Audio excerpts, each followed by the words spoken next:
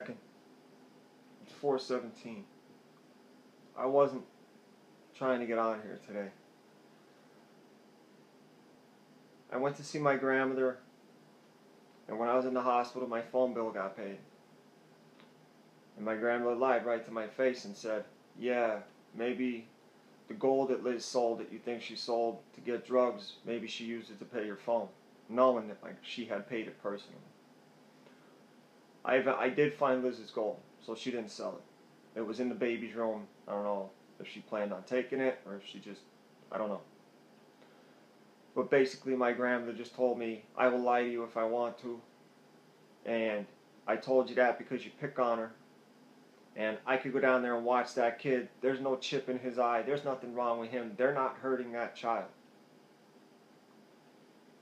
So I sent Liz a message. I haven't spoken to her in a week. I said, it's nice that you even got my grandmother believing that I'm crazy. I hope she supports you until the end. She sent a message back, don't text her or call her. I said, listen, whether you believe me or not, I know the truth.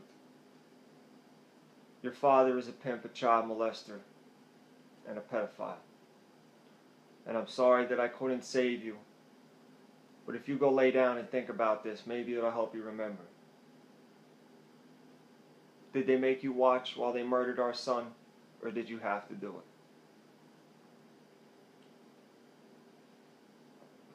I then told her that they're running out of time. We're down out of time. And that I pray, or I hope, she remembers and it opens her eyes before it's too late. And then I came home and cried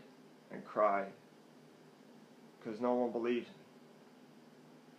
My own grandmother doesn't believe me.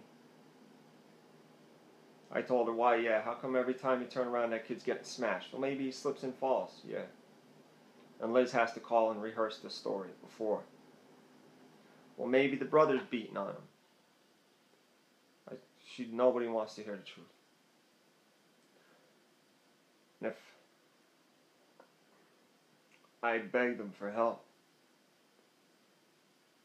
because it's getting so close, and because I know what I know, it's getting harder and harder and harder. I want this over. I no longer want to have to deal with what was done to my son and my wife. And I know that he gave me this for a purpose.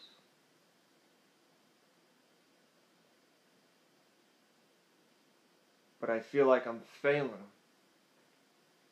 This is so hard. And I know it came from him. But now because I miss my wife and nobody believes me, it makes me feel like I'm just some scumbag father that doesn't want anything to do with their child. It's getting harder and harder and harder.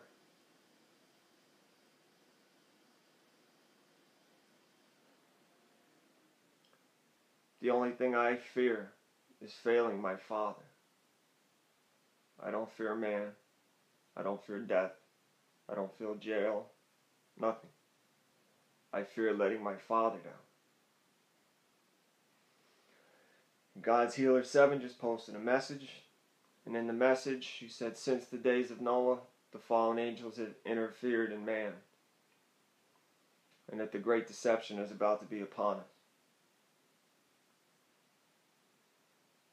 And that the armies of light will battle the armies of darkness.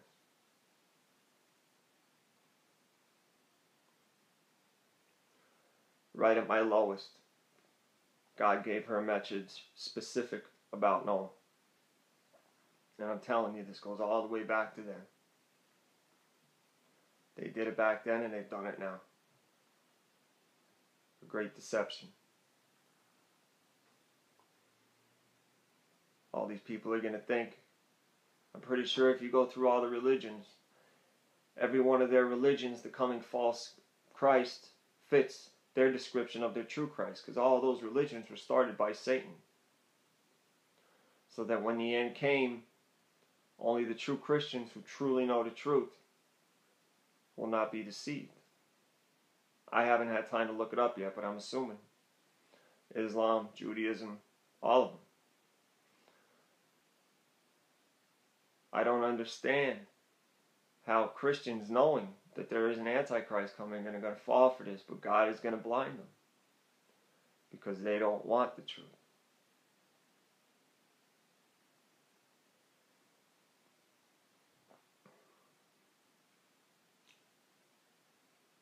I didn't want this stuff. But he gave it to me because he apparently knows something about me that I don't. Someone told me once she was told I was part of something called the New Ones, which I've never heard of.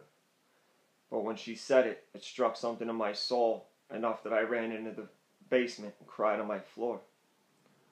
And the reason that I cried is because a lifetime of memories that I have not lived passed through my head. God's Healer 7 taught, or not God's Healer, Servant of God, sorry. Our Father says, I knew you before we were born. Hence, we were with him before. She was given understanding that we make a choice to come here.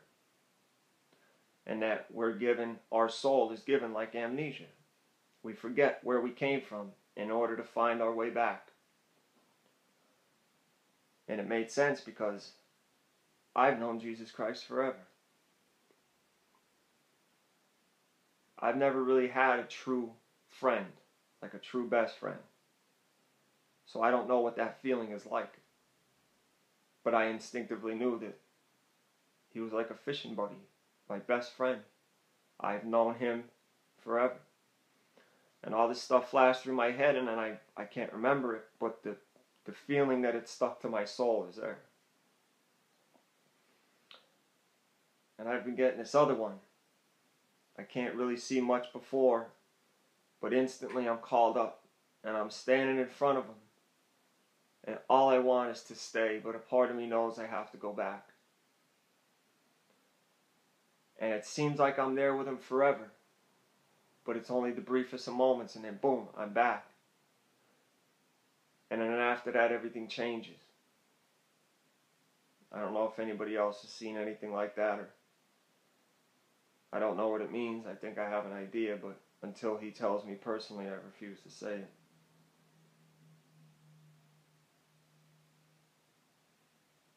I really thought I could get her out.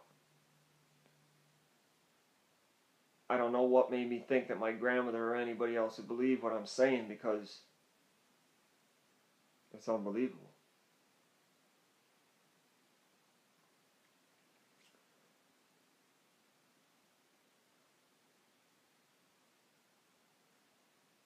It breaks my heart.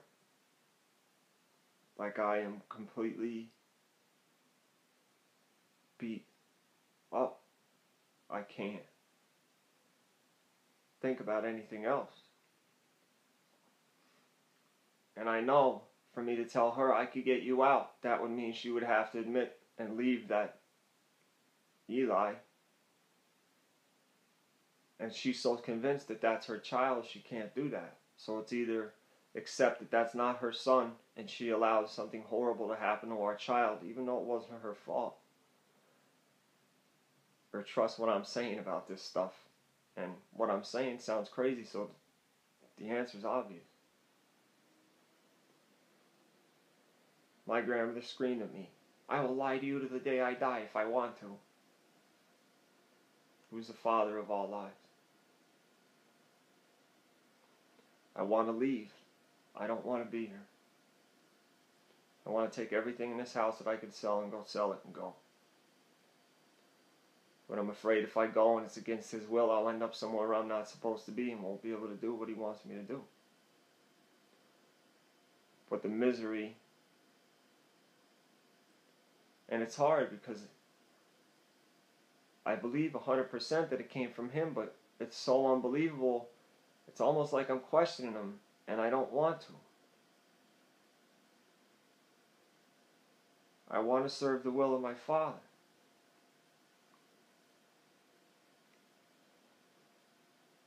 Someone else posted a video about running through troops and not getting hurt and climbing the wall with just a leap. It's in Psalms 81. I think that's what she said. So everything that I'm being shown is being confirmed by the brethren, but this is hard. I hurt. And it has to be the enemy, because I keep thinking I could have done more to protect my son. All the days that I decided to go do something else, I could have spent just 5 more minutes with my child. And if I would have listened to the look in his eyes, that I could have protected him. But that's the enemy. But it's still not any easier. It's easy enough. It's hard enough to lose a child, let alone the way I've lost him. But there's a part of me too that refuses to mourn because I know where he is. I'm mainly mourning my mortality, the loss of my wife, my best friend, my son, my family, my credibility. Everybody thinks I'm insane. And sometimes I do. I beg him. Beg him. And I don't want to make him mad because he showed me all this stuff. So me asking him for confirmation is me like me saying, well, I don't believe you, I need more. But this is so hard. It's so insane. Something is coming, I'm telling you, it's so close. I keep getting flashes and flashes of stuff. I just had one here.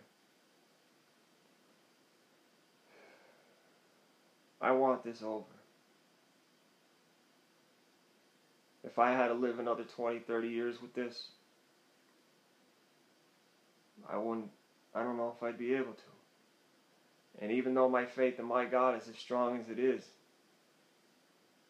I'm only human. My heart aches.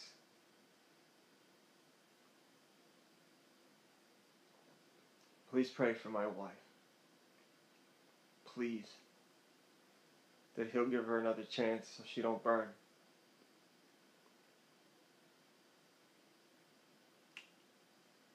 The enemy is so strong. So strong. But he's been defeated. The day my father laid down his life for me, he won. I have to remember that. That nothing of this world could beat me. Because nothing in this world could beat he who is in me. Please pray for my wife.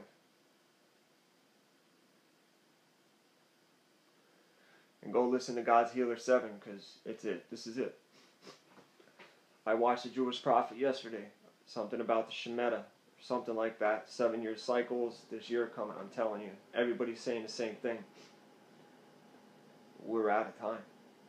Pray. Pray as hard as you could. Pray non-stop. Be in our Father. I have to end this. My nose is running out of my face. I'm sorry to be sniffling. I love you guys. God bless. Please pray for my wife.